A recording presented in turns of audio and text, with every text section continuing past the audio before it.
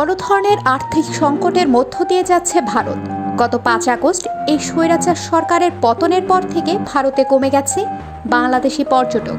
গত এক মাসে যারা কলকাতায় গেছেন তার অধিকাংশই আওয়ামী লীগের নেতাকর্মী। সাধারণ পর্যটকরা না যাওয়ার কারণে প্রায় ৬০% কমেছে পোশাকের বাজারের বেচাকেনা, ৭০% কমেছে হোটেল বুকিং, ১/৩ নেমেছে চিকিৎসা নিতে যাওয়া রোগীর সংখ্যা।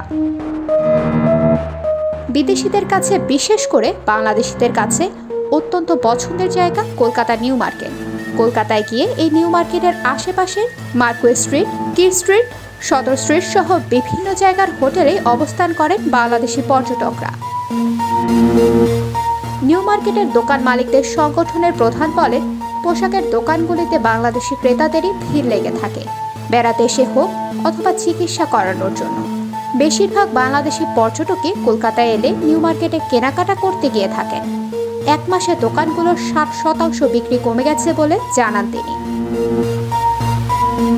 মার্কুয়ে স্ট্রিটের হোটেল মালিকদের সংগঠনের এক নেতা বলেন, মার্কুয়ে স্ট্রিটে তো শুধু হোটেল নয়, বাংলাদেশি পর্যটকদের আরও বহু পরিষেবা প্রদানকারী সংস্থা আছে।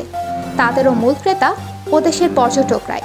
তারা এখন এতটাই কম সংখ্যায় আসছেন যে সব ব্যবসায়ীরাই মার খাচ্ছে। বাস আসছে বাংলাদেশি পর্যটক নিয়ে, কিন্তু সেখানেও দেখা যাচ্ছে ওই ৩০% মতোই আসন ভর্তি হচ্ছে, বাকিটা ফাঁকা থাকছে।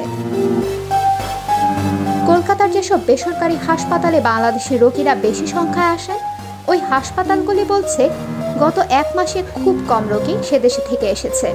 যদিও ভারতের হাই কমিশনগুলি মেডিকেল ভিসা দিচ্ছে, তা সত্ত্বেও আগের তুলনায় কম সংখ্যক রোগীর দেখা পাওয়া যাচ্ছে কলকাতার হাসপাতালগুলিতে। শেখ হাসিনা ভারতে আশ্রয় নেওয়াতে দেশটির সঙ্গে বাংলাদেশের নতুন অন্তর্বর্তী সরকারের অভিজ্ঞতাও ভালো না হওয়াতে ধারণা করা যাচ্ছে খুব সহজেই কাটবে না এই সংকট। বাংলাদেশের জনগণ মনে করেন, বাংলাদেশে ভারতের অতিরিক্ত প্রভাব, পানি বন্টন ও সীমান্ত হত্যা বন্ধ না হলে দীর্ঘ ক্ষতির মুখে পড়তে পারে কলকাতা।